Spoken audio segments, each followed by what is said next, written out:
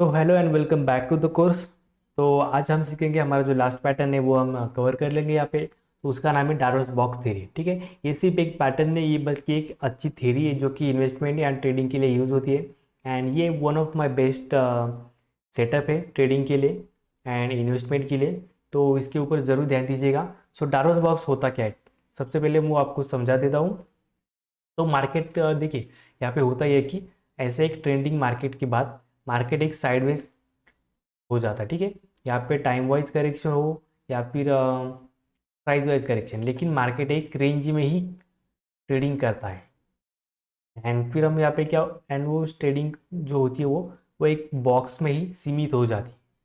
तो इसका मतलब क्या होता है कि मार्केट इस बॉक्स के ना तो ऊपर जाता है और ना तो इसके नीचे आता है। ठीक है, तो इसी को हम डारोस बॉक्स कहते हैं। मार्केट एक रेंज बनाने की, एक ट्रेंडिंग के बाद, सॉरी, मार्केट एक ट्रेंडिंग ट्रेंडिंग मार्केट के बाद एक साइडवेज टाइप का हो जाता है, यानी मार्केट ना ऊपर जाता है ना नीचे जाता है।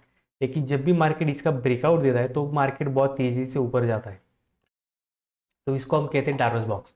यानी जब इस बॉक्स का अ, यानी जब इस बॉक्स का ब्रेकआउट हो जाता है तब मार्केट एक बहुत तेज़ी से ऊपर जाता है। तो जनरली मैं क्या करता हूँ, इसका जो टारगेट मैं रखता हूँ, तो मैं उसको एक ट्रेल करता जाता हूँ। ठीक है, आणि इस बॉक्स का अगर, इस बॉक्स की डेप्थ अगर हाई एंड लो अगर 100 रुपये का है, तो मैं उसको एज अ टारगेट मान के मैं ऊपर लेके जाता हूँ इसको। ठीक है, अलॉन्ग विथ सम सेटअप्स भी यूज़ करता हूँ। एंड कुछ चार पैटर्न्स अगर उसमें दिख जाते तो फिर मैं उसको टारगेट बढ़ाता रहता हूँ।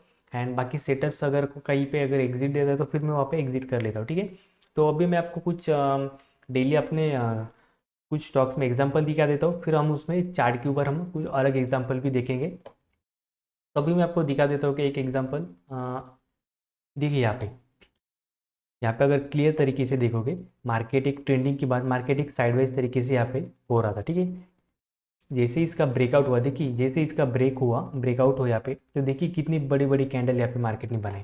तो मैं तो यहाँ पे एक्सपेक्ट कर रहा था कि मार्केट इसका ब्रेकआउट होगा तो फिर मैं उसको बाय करूँगा। लेकिन मैंने यहाँ पे इस लेवल के आसपास मैंने अलर्ट लगा के रखा था अपने सिस्टम में। तो यहाँ पे मुझे अलर्ट मिला। तो जब मैंने यहाँ पे देखा तो मार्केट ऑलरेडी बहुत ऊपर जा चुका था। तो फिर भी मैंने कुछ स्मॉल क्वांटिटीज़ में उसमें होल्डिंग में डाल दिया। एंड फिर मेरा जो इसके बाद मेरा फर्स्ट टारगेट था ये था। एंड मैं सोच रहा था कि अगर इसके ऊपर जाएगा तो फिर मार्केट बहुत तेज़ी से ऊपर जाएगा। लेकिन मैंने ये बिल्कुल भी एक्सपेक्ट नहीं किया था कि मार्केट सिर्फ 2 ही दिन में यहाँ पे मेरा टारगेट अचीव कर देगा। तो देखिए जैसे मार्केट ने, देखिए अब यहाँ पे मैं सबसे पहले आपको एक दिखा देता हूँ प्राइस रेंज। तो यहाँ पे जो मेरा टारगेट था वो करीब करीब देखिए कितना था, अराउंड 35 रुपीज़ के आसपास का मेरा टारगेट था। अगर मैं उसको यहाँ पे भी लेके जाता हूँ तो मेरा जो फर्स्ट टारगेट आता है वो आता है 183 के पास पास, एंड 183 के बाद 218 के आसपास। ठीक है, एंड ये जो मैंने लाइन मार्क करके रखी थी वो मंथली सपोर्ट के आसपास मैंने ड्रॉ करके रखी थी। ठीक है, तो देखिए यहाँ पे हुआ क्या, मैंने यहाँ पे अलर्ट नहीं लगा के रखा था क्योंकि मैं सोच रहा था कि देखिए अगर आप पिछले कुछ कैंडल देखोगे तो यहाँ पे आपको थोड़ा सा डोजी टाइप की कैंडल देखने को मिले थे। तो मैंने सोचा कि अगर इस ट्रेंड लाइन का ब्रेकआउट हो जाता तो भी मैं इसको बाय करूँगा। एंड बॉक्स का भी ब्रेकआउट, यानी यहाँ पे डबल ब्रेकआउट मिल रहे थे हमें। एक तो इस ट्रेंड लाइन का ब्रेकआउट था एंड दूसरा इस बॉक्स का ब्रेकआउट था। लेकिन हुआ ये कि देखिए मार्केट यहाँ पे ओपन हो रहा था 147.5 के आसपास, एंड उसी दिन मार्केट ने हाई लगाया 170 का। तो मैंने सिस्टम में ये अलर्ट लगा के रखा था 162.40 का। तो मुझे यहाँ पे अलर्ट मिला तो फिर मैंने उसके बाद मैंने बाय किया। एंड नेक्स्ट डे भी देखिए मार्केट यहाँ पे ओपन हुआ था 147 के आसपास, एंड फिर मार्केट ने क्लोज दिया 17, क्लोज भी दिया मार्केट ने 170। एंड नेक्स्ट डे मार्केट देखिए कहाँ पे गैप अप हुआ, सीधा 194 के आसपास मार्केट ओपन हुआ। एंड से दूसरे तीसरे दिन में देखिए मेरा पूरा टारगेट 225 का, मेरा जो लास्ट टारगेट था वो भी अचीव यहाँ पे हो गया। तो इस तरीके से ये डारोस बॉक्स थ्योरी काम करती है। मैं आपको कुछ और एग्जांपल दिखा देता हूँ। अभी ये ग्लेन मार्क है, सॉरी, हाँ ये दूसरा स्टॉक, यहाँ पे ग्लेन मार्क। ठीक है, इसको मैं थोड़ा डार्क कर देता हूँ, अब आपको दिख रहा होगा शायद, ब्लू कर देता हूँ। देखिए अभी तो ये रेंज में ट्रेड कर रहा है, जब इसका भी ब्रेकआउट होगा तो मैं इसको भी ट्रेड करूँगा। तो अभी मैं कुछ और स्टॉक आपको दिखा देता हूँ। ये तो नहीं है, गोदरेज प्रॉपर्टीज़ देखिए, यहाँ पे भी देखिए एक रेंज में मार्केट ट्रेड कर रहा है, एंड जैसे इसका ब्रेकआउट होता है तो मार्केट देखिए कितना तेज़ी से ऊपर जाता है। फिर तेज़ी के बाद मार्केट ने देखिए, अगर मैं यहाँ पे भी अपना टारगेट लगा देता हूँ, मेरा टारगेट आता है करीब करीब 167 का। एंड अगर मैं यहाँ पे रखता हूँ तो देखिए मार्केट ने ब्रेकआउट होने के बाद थोड़ा सा नीचे आया, फिर एक बार ऊपर गया, ठीक है। एंड मार्केट कहाँ तक ऊपर गया था, मेरा टारगेट तो 167 का ही था, 167 का था। एंड मार्केट ने यहाँ पे हाई लगाया वन सॉरी 160 पॉइंट्स का मेरा यहाँ पे टारगेट था, यानी जो टारगेट आ रहा था मेरे करीब करीब 1115 के आसपास। एंड मार्केट ने हाई लगाया 1150 का। एंड उसके बाद भी देखिए, अगर आप उसको अगर टेल करते तो फिर देखिए मार्केट ऊपर ही, अभी तक ऊपर ही जा रहा है। तो कुछ और एग्जांपल हम देख लेते हैं। अब ये देखिएगा, देखिए यहाँ पे भी थोड़ा सा रेंज में मार्केट ने ट्रेड किया, एंड ट्रेड जैसे मार्केट का ब्रेकआउट होता है तो फिर बहुत तेज़ी से मार्केट ऊपर जाता है। एक और एग्जांपल देख लेते हैं इंडिया बुल्स का। देखिए यहाँ पे भी अगर आप देखोगे तो यहाँ पे भी एक डबल ब्रेकआउट था। डबल यानी देखिए, एक तो बॉक्स का ब्रेकआउट था एंड दूसरा स्ट्रेट लाइन का ब्रेकआउट था।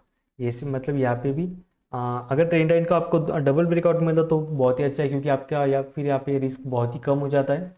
एंड आपका एक रेशो भी, मतलब वो रिस्क टू रिवॉर्ड रेशो भी है, वो बहुत बढ़ता है। तो उसी को हम ट्रेड करते हैं। एक और एग्जांपल मैं आपको दिखा देता हूँ, जो कि मैंने आपको ग्रुप में सजेस्ट भी किया था। देख लेते IRCTC, बहुत लोगों का फेवरेट स्टॉक भी हो सकता है। तो मैंने 1515 के आसपास मैंने बाय करने के लिए बोला था ग्रुप में, एंड ये टारगेट मैंने दिया था 2000 के आसपास का। देखिए मार्केट करीब उस दिन कितना गया था, फ्राइडे को 2200 के भी ऊपर गया था मार्केट, ठीक है। तो यहाँ पे भी हमारा टारगेट अचीव हो चुका है। तो अभी हम इसको क्या करेंगे, हम ट्रेल करते जाएंगे, ठीक है। अब मैंने यहाँ पे जो आपको टारगेट है तो वो तो अभी अचीव हो चुके हैं। तो अगर आप चाहो तो इसमें पार्शियल प्रॉफिट बुक कर सकते हो, फिर उसके बाद हम ट्रेल करेंगे, ठीक है। तो अभी हम मेन एग्जाम्पल के आसपास आते हैं, ठीक है।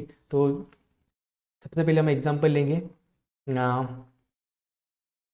ये भी मैंने आपको ग्रुप में सजेस्ट किया था, DLF रिलायंस को हम देख लेते हैं।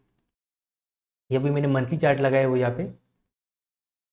तो 2008 में एक मार्केट में एक बड़ा फॉल आया था, एंड वो फॉल की अगर हम बात करेंगे तो देखिए रिलायंस ने यहाँ पे क्या किया था, करीब करीब रिलायंस यहाँ पे 20 रुपये से लेके रिलायंस 2008 में मार्केट ने 20 रुपये से लेके 816 का हाई लगाया था। यानी 2008 में जो मंदी आई थी ग्लोबल में, उस टाइम पे रिलायंस ने जो हाई लगाया था 816 का, फिर उसके बाद मार्केट ने देखिए एक जो फॉल आया था 816 से, रिलायंस कहाँ पे आया था 230 तक आया था। उसके बाद रिलायंस ने करीब करीब यहाँ पे देखिए, अगर 2008 से लेके 2017 तक, यानी करीब करीब 9 साल तक रिलायंस ने एक ही रेंज में ट्रेड किया मार्केट ने, रिलायंस ने। यानी मार्केट ने कभी इसका जो 600 का जो हाई है उसको मार्केट ने, एक बार मार्केट ने 2009 में 600 का हाई लगाया था। 2009 के बाद मार्केट ने सीधा 2017 में उस रेंज को, उस प्राइस को टच किया। यानी 8-9 साल तक मार्केट ने उस प्राइस को कभी देखा ही नहीं। तो देखिए जैसे ही यहाँ पे उस रेंज का ब्रेकआउट हो गया, यानी 600 का जो ब्रेकआउट था, मैं आपको अभी डेली टाइम फ्रेम में दिखा देता हूँ। जैसे ही मार्केट ने 600 ब्रेक किया, 600 का लेवल ब्रेक किया 2017 में,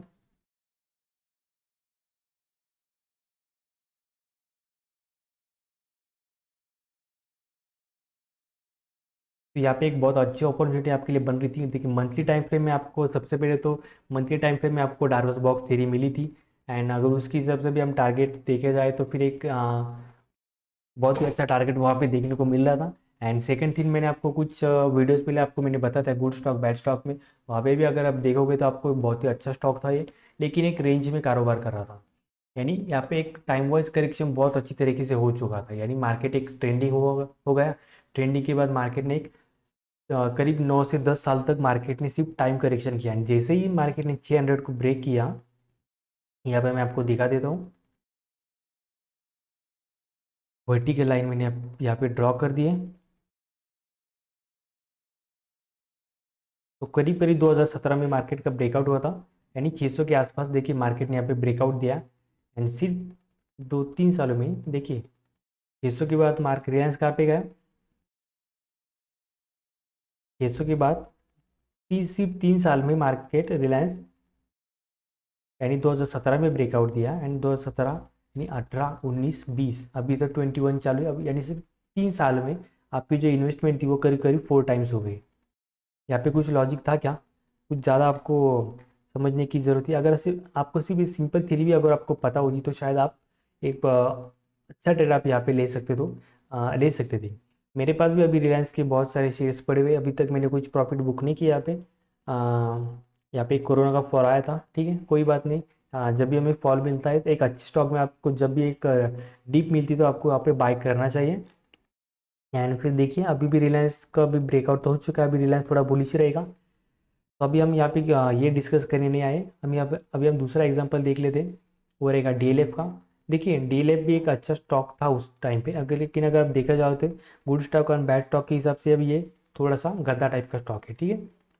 तो अब लेकिन अगर हम यहाँ पे ब्रेकआउट की बात करेंगे तो इस स्टॉक ने भी देखिए जो 2010 में जो हाई लगाया था वो मार्केट ने अभी यानी देखिए मार्केट ने जो 2010 में जो हाई लगाया था, सॉरी 2010 में जो हाई लगा था वो मार्केट अभी 2021 में ब्रेक है, यानी 10-11 साल के बाद मार्केट उसको भी ब्रेक करने जा रहा है। यानी यहाँ पे भी आप देखा जाए तो यहाँ पे भी एक लिमिटेड रेंज में मार्केट ट्रेड कर रहा है। तो जैसे अभी इसका ब्रेकआउट होता है, यानी इसका ऑलरेडी ब्रेकआउट हो चुका था अराउंड 295 या 300 के आसपास, और मैंने आपको ग्रुप में सजेस्ट भी किया था अगर आपको याद हो तो अभी हम इसका टारगेट कैसे निकालेंगे?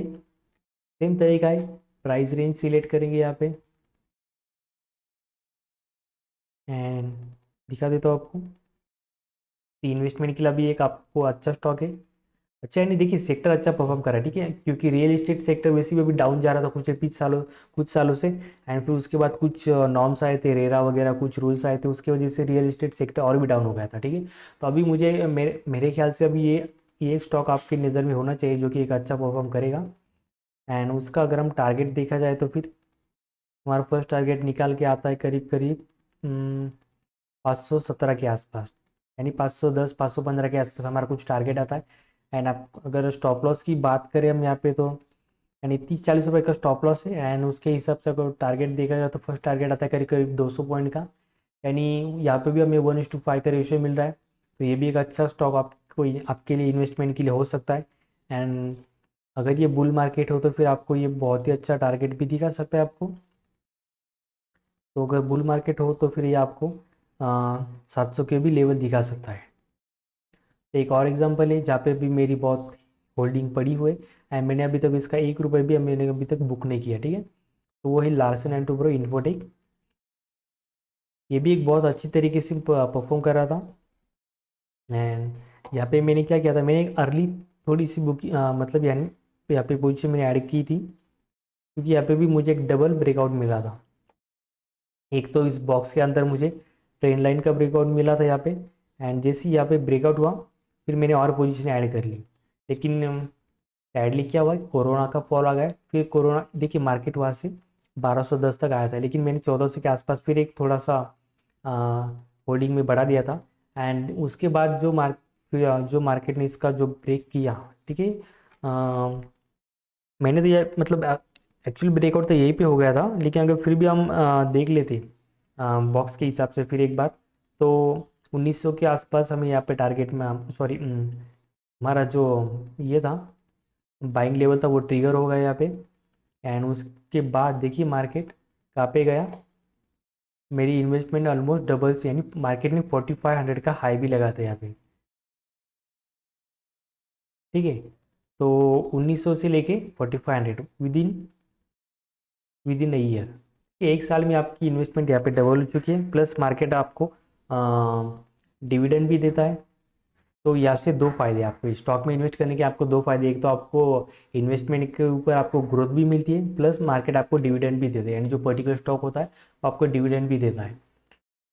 तो अभी भी मेरे पास पूरा माल पड़ा है, मैंने अभी तक 1 रुपये भी उसमें बुक नहीं किया है। तो उम्मीद है आपको ये सारी चीज़ पसंद आई होगी, समझ में आई होगी। तो इस वीडियो में इतना ही, अगले भी कुछ वीडियो में हम कुछ ट्रेडिंग के रूल्स देख लेंगे, फिर कुछ और एडवांस पैटर्न देख लेंगे, फिर प्राइस एक्शन देख लेंगे, फिर उसके बाद हम हमारे सेटअप देख लेंगे। तो इस वीडियो में इतना ही friends, thank you so much.